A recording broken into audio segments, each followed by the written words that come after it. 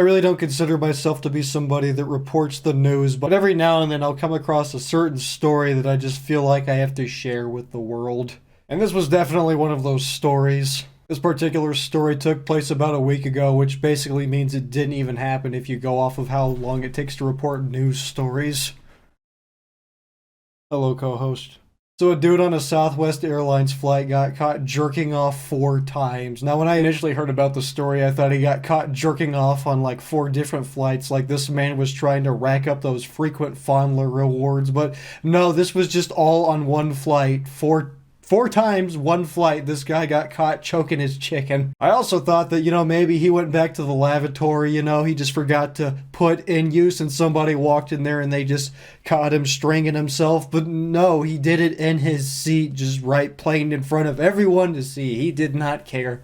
This man was committed, he was on a mission, and he was gonna complete it. Apparently the lady sitting next to him caught eye of the whole scenario and he looked over at her and he asked her, "Hey, is this okay?" And she threw up little hand signs like, whatever, I guess. And he says, I found that pretty kinky, so I guess that just must have made the entire experience better for him after getting confirmation. I mean, can you even enter the Mile High Club if it's just with yourself? Like, is there like a rule it has to be with another person? Or is this man leading the charge on playing single-player Mile High Club? Now, my real question is, like, did he finish? Did this man finish 4 times and then he just waited till he reloaded, then he went back on his mission again? Or did he just get caught each time in the act and they just go, "Hey, you fucking quit that shit," then he'd go, "Aight.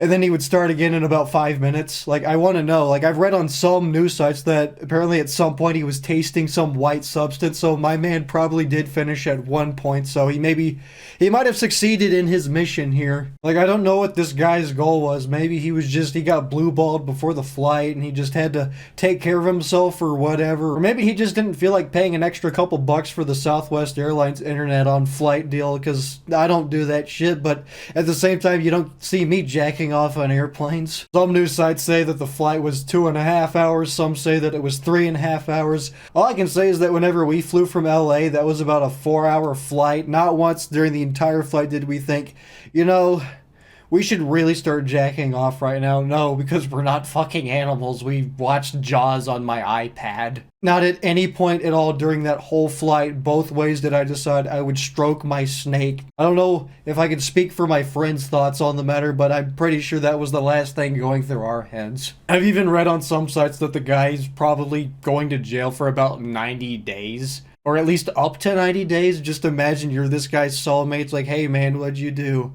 "Oh yeah, I jerked off on an airplane 4 times, same flight, still finished." That guy's probably running that prison block right now. The story does have a happy ending. He is banned from ever flying with Southwest Airlines again. Now, he's only banned from Southwest Airlines. Like, I don't know about any of the other airlines, but I don't know if he's going to make a return at any point. Like, we're going to be reading a month from now about the Delta Dwindler, just 6 times one flight. I have had hour-long conversations about this story with my friend Austin. We have tried to get behind this man's motives and what it would be like next to that guy. Like, imagine yourself in that scenario. Some guy just frequently just fondling himself right next to you. What do you even do in that situation?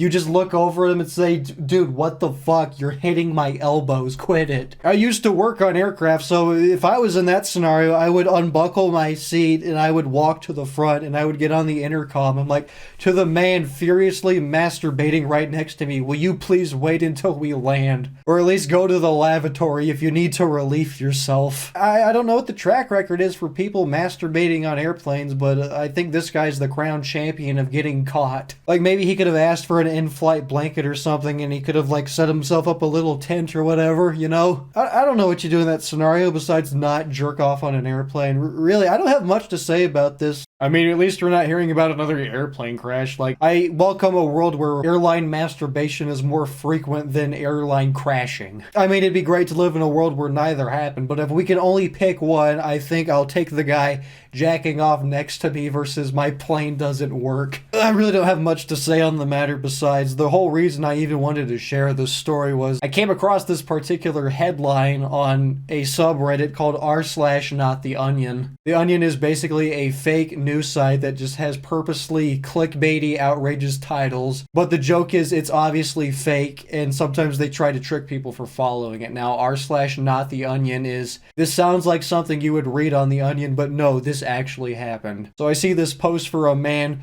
just caught furiously masturbating 4 times on a Southwest airline flight.